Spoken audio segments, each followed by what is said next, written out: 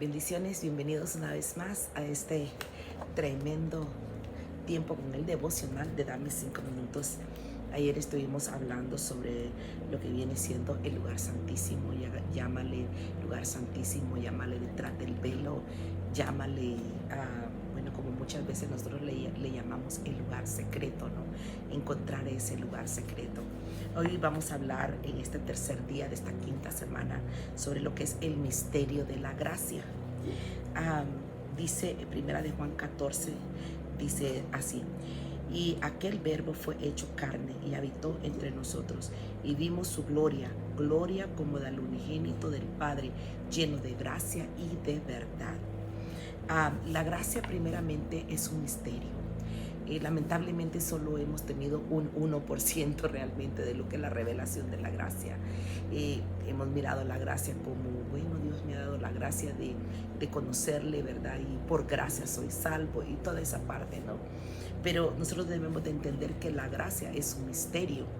Aquí en el libro de Zacarías 12:10 dice así: y derramaré sobre la casa de David y sobre los moradores de Jerusalén espíritu de gracia y de oración. Y mirarán a mí, a quien traspasaron, y lloraron como se llora por un hijo unigénito, afligiéndose por él como quien se aflige por el primogénito.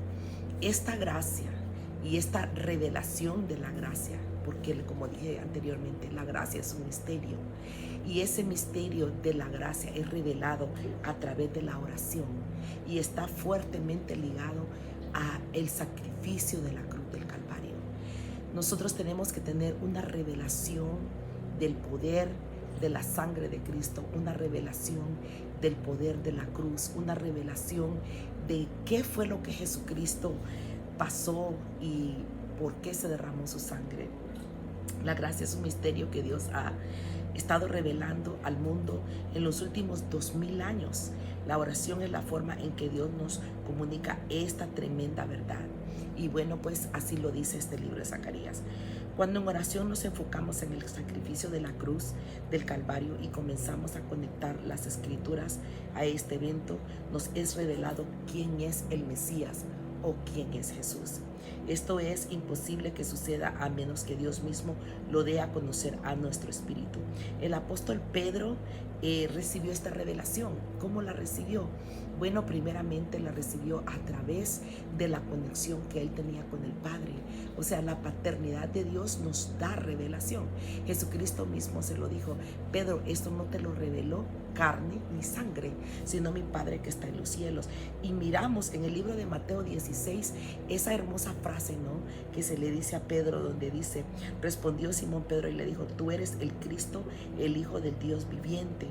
Entonces le respondió Jesús: bienaventurado eres Simón, hijo de Jonás, porque esto no te lo reveló carne ni sangre, sino mi Padre que está en los cielos.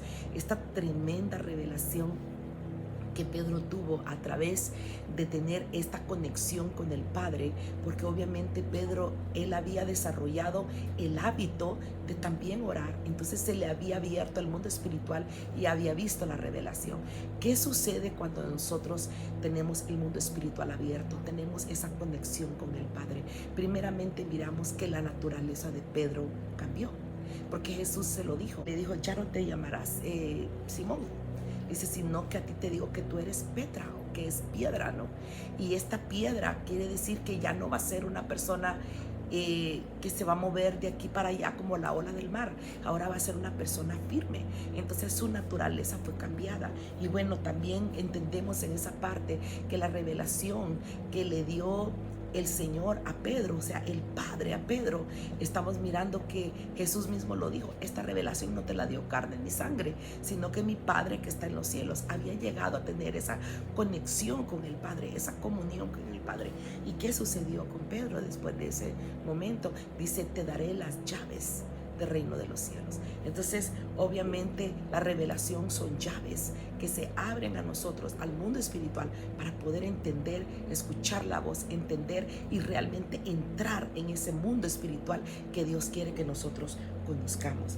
La gracia está fuertemente ligada al sacrificio de Cristo en la cruz del Calvario como un intercambio por la salvación de nuestras almas, como lo dice el libro de Efesios 2:8.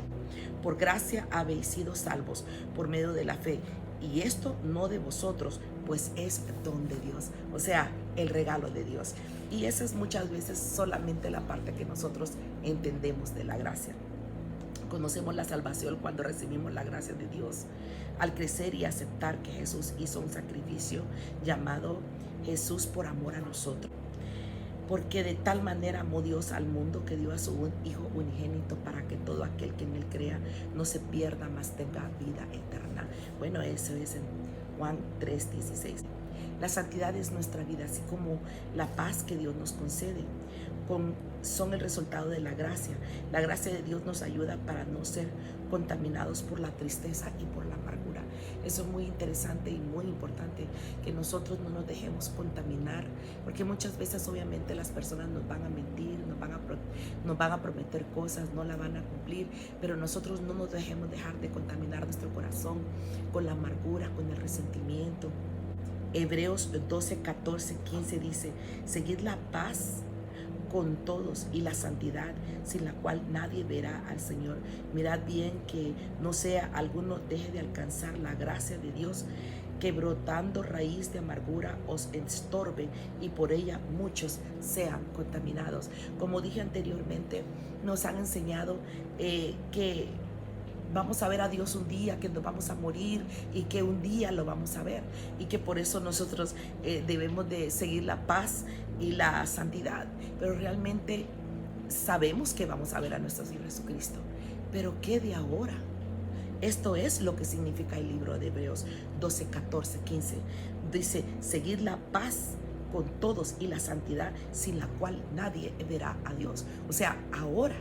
¿Por qué los ojos de muchas personas están cerrados? ¿Por qué los ojos de muchas personas no pueden mirar el mundo espiritual? Primero, porque no suben la santidad. Segundo, porque no siguen la paz. Entonces, la paz y la santidad son dos cosas que me abren el mundo espiritual para que yo pueda mirar a Dios. Y dice aquí que miremos, que no dejemos de alcanzar la gracia. ¿Y qué sucede cuando podemos perder la gracia? Dice: no sea que alguno deje de alcanzar la gracia de Dios, que brotando una raíz de amargura os estorbe y por ella muchos sean contaminados. Te puedo decir con certeza que por lo menos la mayoría, el 60% de las personas en las iglesias están contaminadas. ¿De qué? De amargura, de resentimiento, de falta de perdón. ¿Y qué sucede? Dice que podemos dejar de alcanzar la gracia de Dios y contaminar a muchos. Y entonces nosotros tenemos que realmente tener una revelación de lo que es la gracia. Ahora, el poder de la gracia. El libro de Tito 2:11 y 12 lo dice así: porque la gracia de Dios se ha manifestado para salvación a todos los hombres, enseñándonos que, renunciando a la impiedad y a los deseos mundanos, vivamos en este siglo sobria, justa y piadosamente. Aquí estamos mirando que la gracia nos enseña realmente a vivir en santidad. La gracia nos enseña a rechazar la impiedad y los deseos mundanos. Esta es la manera en que Jesús vivió en la tierra. Es interesante que las personas utilicen la gracia como una licencia para pecar, pero realmente la gracia es la que nos da la fuerza. Somos llamados a conocer esta gracia, a vivir en la gracia y a ser responsables con la gracia. La gracia de Dios no es una licencia para pecar. Este misterio es profundo y merece ser estudiado hasta que encontremos un balance correcto para nuestras vidas, tal como Jesús lo hizo.